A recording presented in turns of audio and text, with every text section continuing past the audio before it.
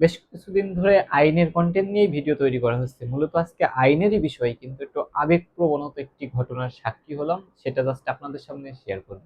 ঘটনাটা মূলত এমন যে আমার ভিডিও আ কন্টিনিউ অনলাইনে পোস্ট করার পরে বেশ কয়েকজন আমার সাথে যোগাযোগ করছে। তারা তাদের জীবনের দুঃখ দুর্দশার কথা তুলে ধরছে। তারই ভিতরে আমি একটা কথা বা একটা ঘটনা আমি আপনাদের সামনে তুলে ধরব। বিষয়টা এমন ছিল, এক ভদ্র মহিলা। তিনি আমার কনটেন্ট দেখার পরে আমার সাথে সশরীরে সাক্ষাৎ করছে এবং সাক্ষাৎ করার পরে তিনি যে বিষয়গুলো আমার সামনে বা আমার সাথে আলোচনা করছে, বিষয়টি এমন, তাদের ২৫ বছরের বৈবাহিক সম্পর্ক। সে এসে মূলত বলছে যে ২৫ বছরের সম্পর্কর ইতি টানবে। তো আমি বিষয়টা একটু অবাক হয়ে কৌতূহলবশত তাকে কোয়েশ্চেন করলাম যে ২৫ বছরের সংসার হঠাৎ করে ইতি টানবেন, ঘটনা কি, যদি একটু বিস্তারিত বলতেন। পরবর্তীতে সে যে যে কথাগুলো বলল যে ২৫ বছর তাদের সাংসারিক জীবনে তার ২ টা সন্তান আছে, সন্তানগুলো বড় হয়েছে। কিন্তু বিগত আজ ৪ বছর আগ মুহূর্তে থেকেই তার স্বামী আরেকটা বিবাহ করছে এবং বর্তমান ১ম স্ত্রীর কোনো খোঁজ খবর নেন না।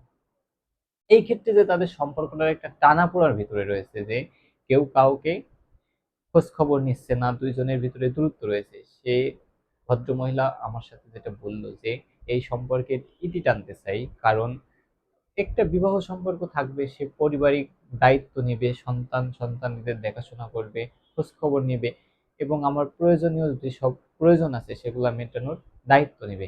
কারণ একটা পুরুষ যদি এই সব দায়িত্ব থেকে অবহেলিত হয় বা দায়িত্বগুলো পালন করতে অস্বীকৃতি জানায়, সেই ক্ষেত্রে তো আর শুধু নামে মাত্র বিবাহ সম্পর্কটা রেখে লাভ নেই।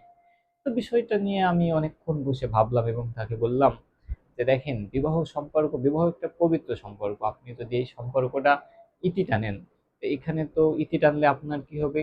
আপনি আরেকটা বিবাহ করতে পারবেন। পুরুষ তো আরেকটা বিবাহ করছেই। মাঝখান দিয়ে এই যে বাচ্চাগুলো, সে তার বাবাকে, মাকে কাউকেই পাবে না।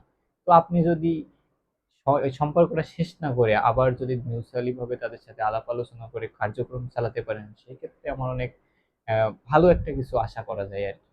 পরবর্তীতে অনেকক্ষণ তার সাথে কথা বললাম এবং বোঝালাম। বোঝানোর পরে এখন দেখলাম ঘটনাটা আমার কাছে এসছে। আমি যদি এটা আমার পরিচিত অনেক লয়ার আছে, তাদের মাধ্যমে এটা ডিভোর্স করাতে পারতাম। বেশ কিছু টাকা পাইতাম।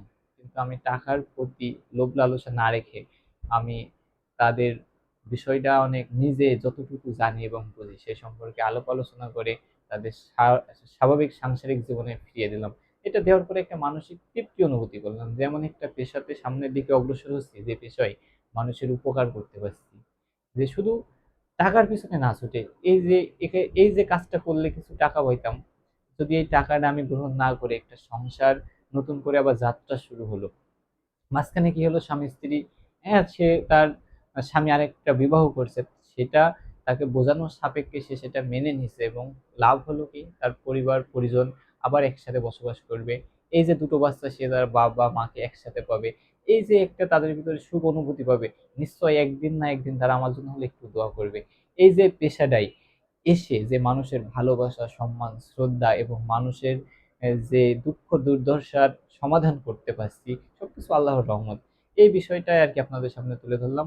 ধন্যবাদ। পরবর্তীতে যদি এমন আরো ঘটনার সম্মুখীন হই, যদি কখনো সময় হয়, আপনাদের সামনে তুলে ধরব। ধন্যবাদ।